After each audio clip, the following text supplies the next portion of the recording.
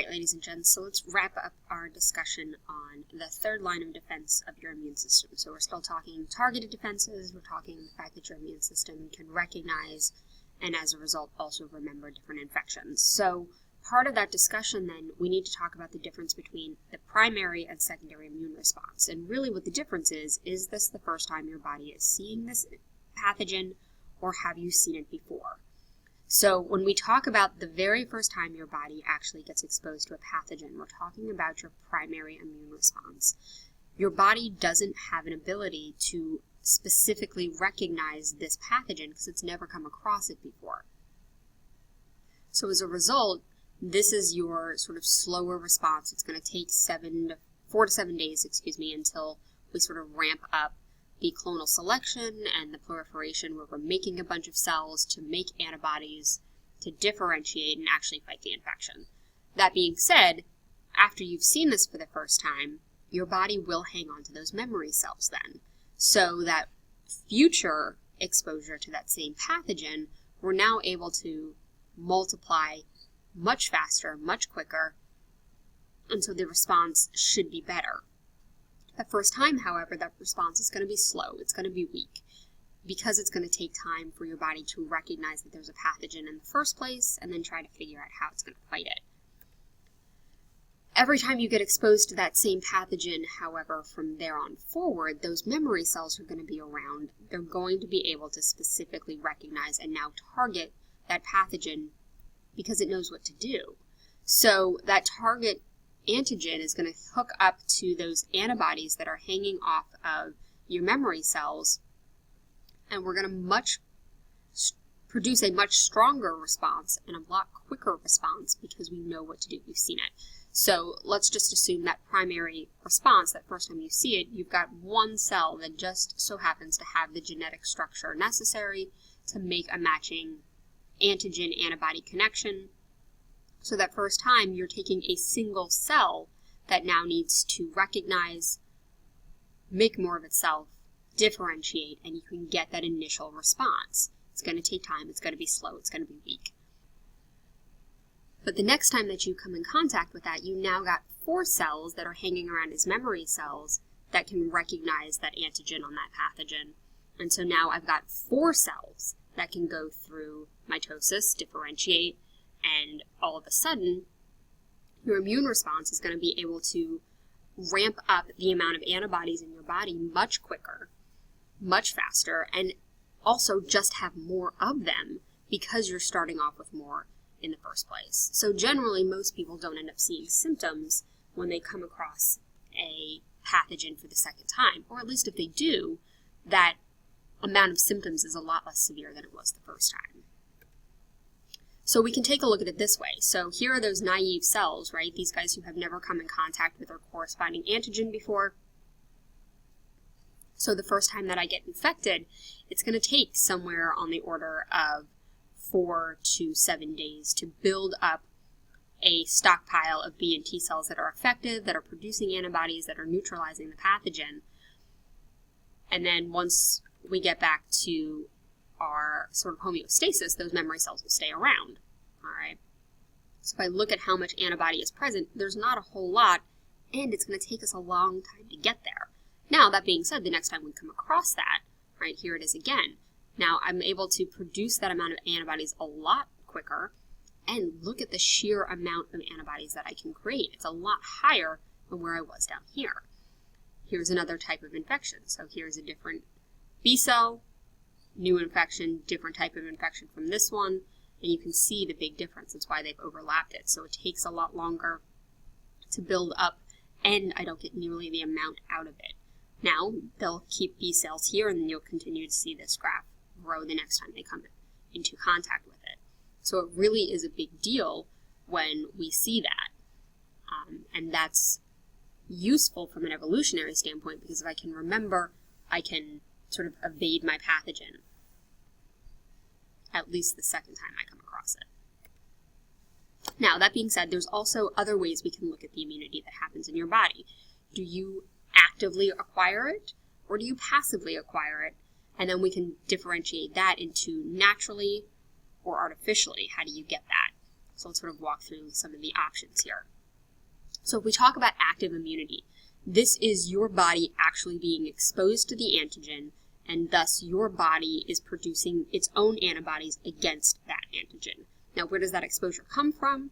Well, it can be actual infection, so you've actually come in contact with a functional live virus, functional live bacteria, whatever the pathogen is, and your body is now having to learn those antigens, make antibodies against it, and you're actually sick.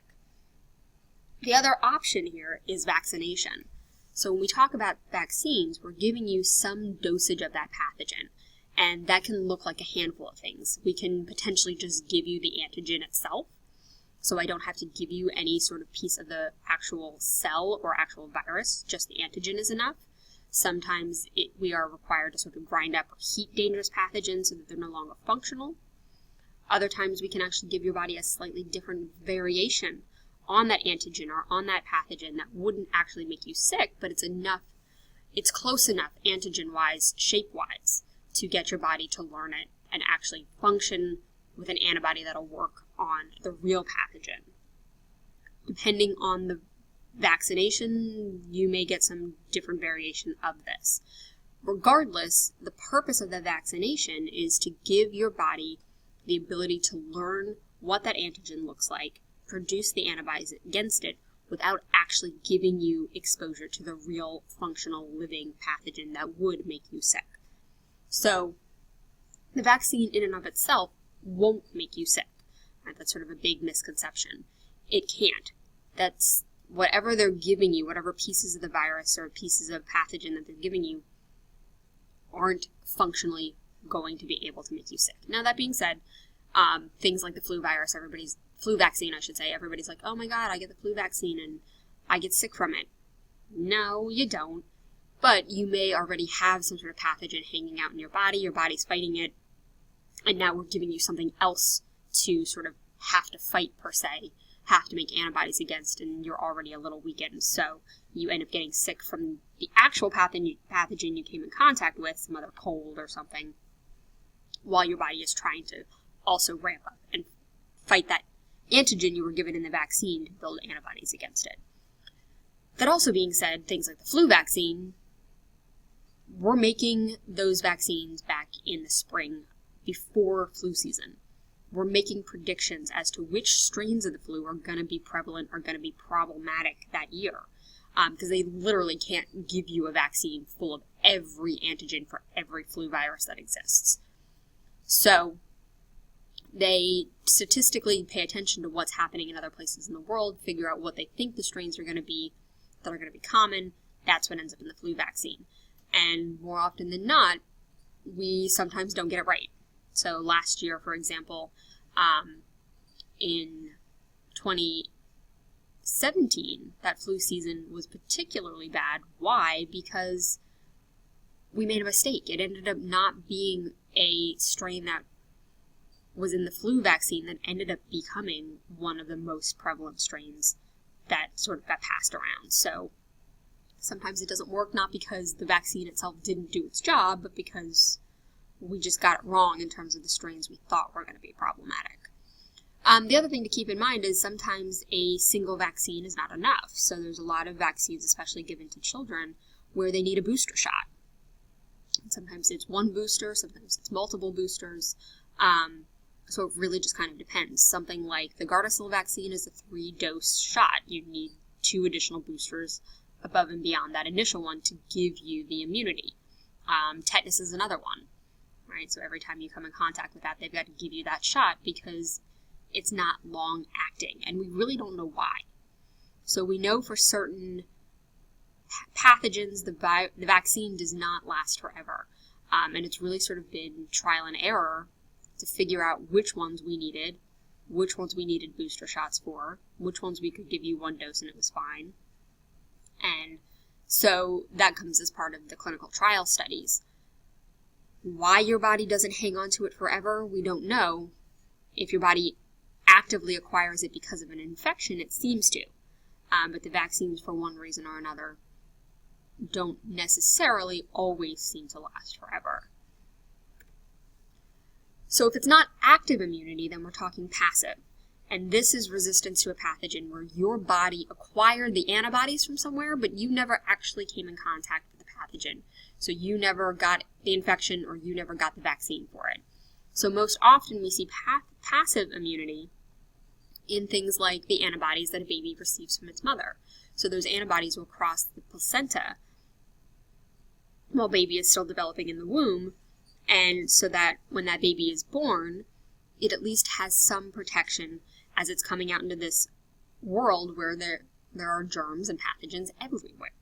In their body, they're too tiny, they're too weak to be able to fight all of that off, and so somewhere evolutionarily we've figured out how to protect that offspring. Passive immunity was the way to do it. So mom gives some of those antibodies, they get into the baby, stay in the baby's system for a few weeks, for a few months, on average, depending on what type of antibody you're talking about, and this varies, but usually we're talking somewhere on the order of about 6 months. All right. But because baby's body isn't actually making the antibodies themselves, those antibodies will get broken down in their body over time, so they won't last forever.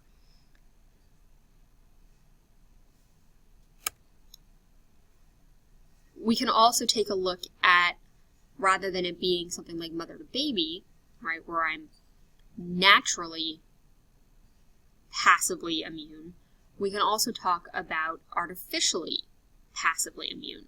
And one of the things that was being looked at in a not so distant past Ebola outbreak was, could we potentially take people who seem to have not been getting sick, or at least recovering from the Ebola virus rather than being killed by it, their body would ultimately make antibodies against the Ebola virus.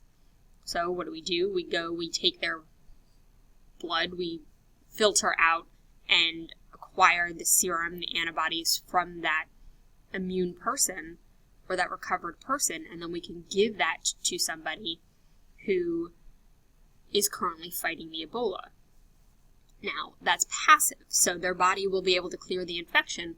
However, they won't be able to fight the infection in the future. So if they come across the Ebola again, it will make them sick, as opposed to the person we got the antibodies from, who was either just naturally immune or was able to ultimately recover from it.